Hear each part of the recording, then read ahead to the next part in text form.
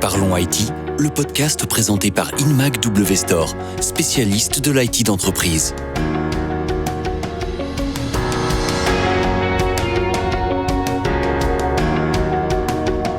Bonjour à tous. Pour ce nouvel épisode de Parlons IT, nous allons nous intéresser au marché des DT Workstation. Durant la pandémie, on a vu l'hybridation du travail et l'avènement du télétravail s'imposer largement, ce qui n'a pas manqué de faire exploser le marché des workstations mobiles, mettant ainsi de côté celui des DT Workstation.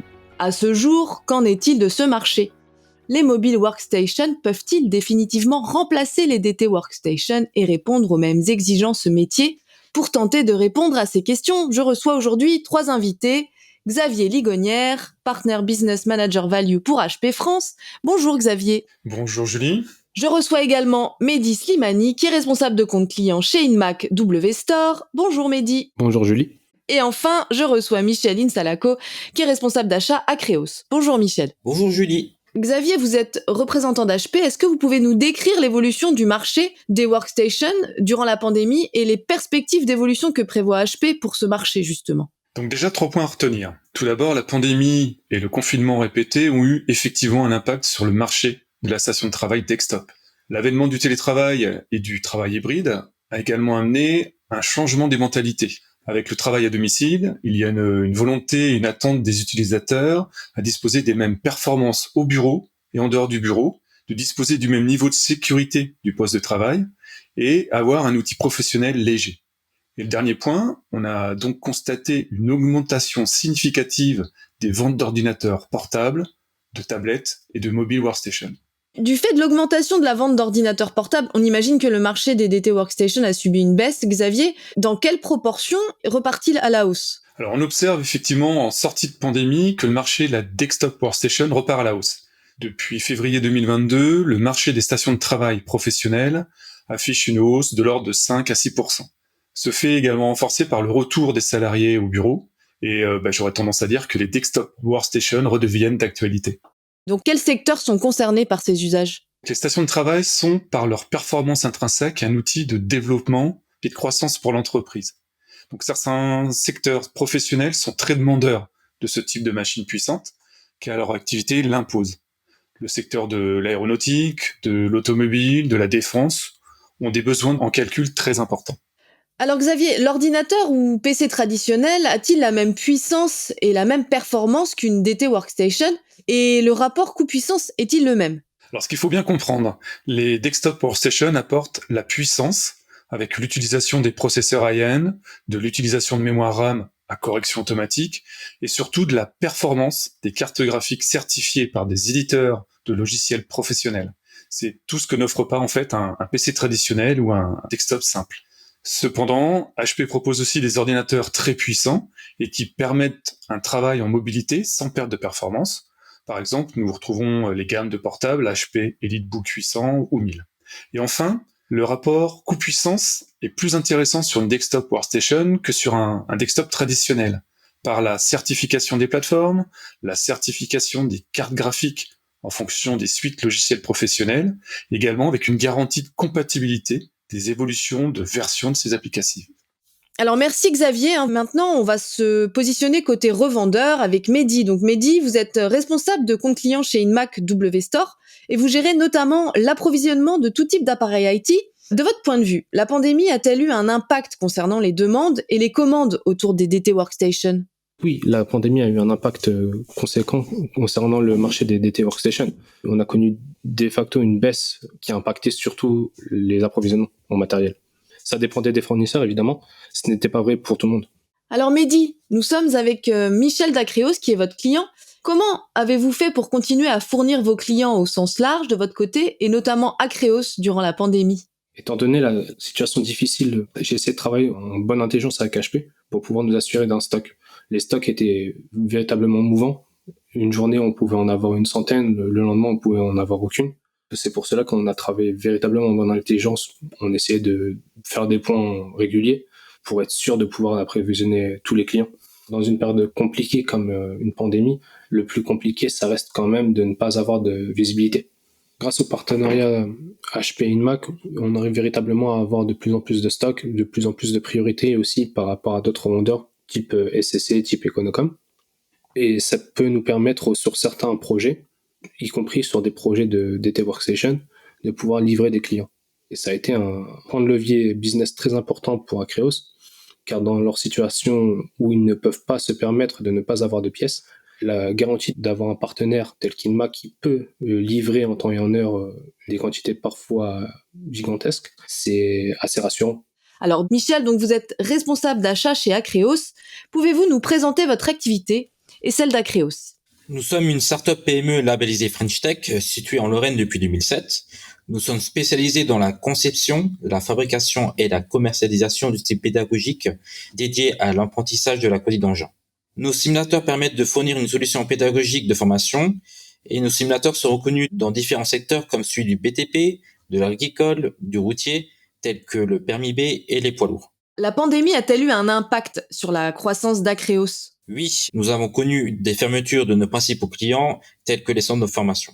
Toutefois, Acreos a réussi à retrouver de la croissance lors du 4e trimestre 2021, notamment grâce à la signature de simulateurs pour le permis B, passant de 100 simulateurs par an à 30 par mois. En dépit de la pandémie, vous avez connu une croissance importante. Avez-vous également rencontré des problèmes d'approvisionnement? Oui, le marché a apporté son lot de soucis dans les problèmes d'approvisionnement, que ce soit au niveau des cartes graphiques, des composants électroniques. Nous avons également connu des problèmes d'approvisionnement avec nos fournisseurs précédents sur les workstations. Afin de répondre à de nouveaux besoins de nos clients, il était impératif de se tourner vers un fournisseur beaucoup plus grand. Même si on a une petite idée du revendeur qui a été sélectionné, quelles sont les raisons qui ont orienté votre choix? Pour répondre à nos besoins en station de travail, nous avons recherché durant l'année 2020 un revendeur stable, c'est-à-dire sur lequel nous pouvons compter en termes de produits disponibles.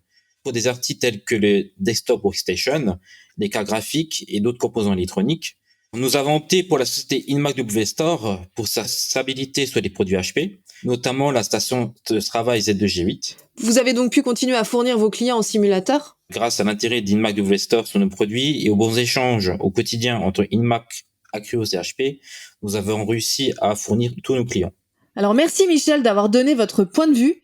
Xavier, les DT Workstation répondent avant tout à des besoins d'usage et à des attentes fortes aussi de la part de leurs utilisateurs. Selon vous, les DT Workstation d'HP sont-elles des accélérateurs de business pour les entreprises? Alors, la mise en place d'une workstation à usage professionnel et des applicatifs professionnels représente un coût, mais également un investissement pour l'entreprise. Mais ce coût est amorti par le fait que nos HP Desktop Workstation sont pérennes dans le temps, avec une disponibilité des composants sur plusieurs dizaines de mois, et représentent un rapport coût-puissance très intéressant pour l'utilisateur final. Un exemple, c'est le cas de l'une de nos gammes, la HP Workstation Z2G8. On peut donc confirmer que l'investissement dans une workstation HP est amorti grâce au business généré par l'entreprise. Comment, chez HP, répondez-vous aux attentes et usages, justement, Xavier? Alors chez HP, la conception de ces produits workstation répond aux attentes des utilisateurs, à savoir un besoin de puissance et de performance. On y répond donc par une utilisation des dernières technologies et générations de processeurs Intel Alder Lake et des dernières évolutions des cartes graphiques NVIDIA RTX de type Ampere ou GeForce. Autre usage, l'utilisation de la puissance d'une HP Workstation en mode remote, c'est-à-dire à distance, grâce à la solution HP Z Central, enrichie de la solution logicielle HP Teradici, nouvellement appelée HP Anywhere. Et enfin, le dernier point, la sécurité. Le confinement et maintenant l'hybrid work ont engendré une croissance importante des cyberattaques. Or, la sécurité, avec la suite de sécurité HP Wolf Security, est l'un des piliers stratégiques du développement des produits HP. Donc les workstations n'échappent pas à cette règle pour protéger les données des utilisateurs et protéger les éventuelles attaques sur le matériel, que ce soit au-dessus de l'OS, au niveau de l'OS, ou en dessous de l'OS, c'est-à-dire au niveau des BIOS et du firmware. C'est vrai qu'on oublie souvent cet aspect sécurité qui est devenu incontournable de nos jours, merci de le rappeler. Nous allons maintenant nous tourner vers Mehdi. Vous distribuez les produits HP à la start-up Acreos. Donc pour rappel, Acreos conçoit et distribue des simulateurs de conduite dans différents secteurs comme par exemple celui du BTP. Est-ce que Mehdi, vous pouvez nous expliquer à quels usages et attentes métiers les DT Workstation répondent-ils de votre côté? Oui, en effet, Acreos reproduit des environnements virtuels. Ils ont besoin d'intégrer du coup des machines ultra puissantes, fiables, stables est normalisable car ils ont plusieurs types de simulateurs. Du coup, chaque pièce doit pouvoir s'intégrer dans chaque châssis de produit. Le fait de reproduire le plus possible les conditions de la réalité et d'être extrêmement proche du réel nécessite forcément une puissance de graphique et une puissance de calcul plus forte. Je crois savoir qu'Acreos exporte beaucoup à l'international. Comment avez-vous géré cette partie-là ? Acreos exporte une partie de sa production à l'étranger, en Europe, en Afrique et en Asie. Ils doivent répondre à des demandes de changement de composants, même à 5000 km du site de production situé à Metz, y compris quand il y a de la casse par exemple, où tout doit être normalisé pour pouvoir être remplacé plus rapidement et plus efficacement. Michel, comment s'est déroulé le projet d'adoption de la Z2G8 ? Est-ce que vous pouvez nous expliquer quels étaient les besoins initiaux ? Alors, nous étions à la recherche d'une machine unique permettant de répondre à l'ensemble de nos simulateurs, que ce soit en quantité, en fiabilité et en qualité. Donc, dans un premier temps, nous avons réalisé un benchmark et la solution HP est ressortie en tête. Nous avons comparé la Z2G8 avec d'autres machines HP, Dell et Lenovo. Il était également nécessaire que la Z2G8 soit compatible à la carte graphique que nous utilisons.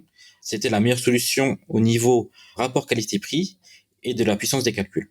Donc Michel, on comprend que la Z2G8 est très performante. Est-ce que je peux vous demander quel bilan vous tirez de cette workstation HP ? Donc nous avons remarqué une très nette amélioration de la qualité et de la fiabilité de nos simulateurs, notamment un gain de temps car nous n'avons pas de problème au niveau des pannes avec cette workstation Z2G8. Nous allons maintenant nous intéresser plus précisément à la relation commerciale qui existe entre Inmac W Store et son client Acreos. Donc alors Mehdi, concernant cette relation commerciale, comment s'est-elle construite dans le temps et est-ce que le contexte a eu un impact sur cette relation commerciale ? Alors la relation débute en 2021. Nous étions en pleine pandémie alors que tout le monde travaille à distance et baigne dans une certaine incertitude. L'industrie est marquée par les shortages et toute la supply chain est impactée, de la marque jusqu'au client end-user. Les relations entre les fournisseurs, les distributeurs et les clients sont forcément impactées. Avec Inmac W Store, pas de problème d'approvisionnement, bien au contraire. Aujourd'hui, je pense que la relation commerciale est forte. Je sais que Michel et Acreos cherchaient une marque et un revendeur stable afin de pouvoir assurer leur développement et leur approvisionnement, que ce soit en France, mais aussi à l'étranger. Michel, de mémoire, vous consommiez déjà du HP avant d'adopter la Z2G8. Pourquoi avoir opté pour Inmac W Store afin de vous fournir en station de travail ? Tout à fait, nous consommons du HP depuis de nombreuses années, que nous avons approvisionné chez plusieurs fournisseurs. Acreos est une petite PME start-up, cela implique une croissance forte d'année en année, et c'est pour cela nous avons recherché une entreprise qui pouvait nous procurer des workstations pour nos besoins grandissants, et nous l'espérons pour davantage de besoins dans le futur. Et concernant HP, êtes-vous fidèle à la marque et quels atouts représente-t-elle pour votre activité ? Alors nous avons un sentiment d'écoute et d'accompagnement pour nos problématiques techniques à travers Inmac W Store et HP. Nos simulateurs sont présents en Europe et également à l'international, par exemple en Colombie, et HP apporte une garantie nécessaire en cas de besoin. Nous portons également une importance à la conception et je dirais même à l'éco-conception de la marque HP. Nous sommes informés très rapidement des prochaines évolutions de leurs produits, notamment avec la mise à disposition d'un prêt d'échantillon afin d'effectuer tous nos tests et réglages sur nos simulateurs. Alors j'aimerais que l'on termine ce podcast autour des politiques RSE, notamment celle d'HP qui existe depuis 2001. Michel, la société Acreos est-elle sensible aux politiques RSE au sens large ? Celle d'HP a-t-elle pesé dans la balance lors de votre benchmark et étude des différents fournisseurs en station de travail ? Alors nous savons qu'HP travaille sur le sujet depuis 2001 et nous avons remarqué les efforts d'HP sur les composants et l'emballage de ses produits. Nous partageons cette valeur avec HP, notamment sur la partie environnementale, car nos simulateurs sont une solution d'apprentissage respectueuse de l'environnement sans utilisation d'énergie fossile. Et nous sommes de plus en plus sensibles à l'éco-conception des matériels IT qu'on achète. D'ailleurs, nous travaillons sur le sujet de la politique RSE. Un mot sur les politiques RSE d'HP pour terminer, Xavier ? Alors la RSE fait partie véritablement de l'ADN d'HP sur l'ensemble des gammes de produits professionnels. On conçoit ces produits en tentant de réduire au minimum l'empreinte carbone générée en utilisant le moins d'énergie, donc dans la conception des produits, par exemple en utilisant des plastiques recyclés, des plastiques provenant des océans, mais également en optimisant l'acheminement de ces produits HP Workstation en France. Nous avons pour cela sélectionné des moyens de transport appropriés et économiques, tels que l'avion, en optimisant le packaging, le bateau, mais également par le transport en train, qui a un impact carbone moindre.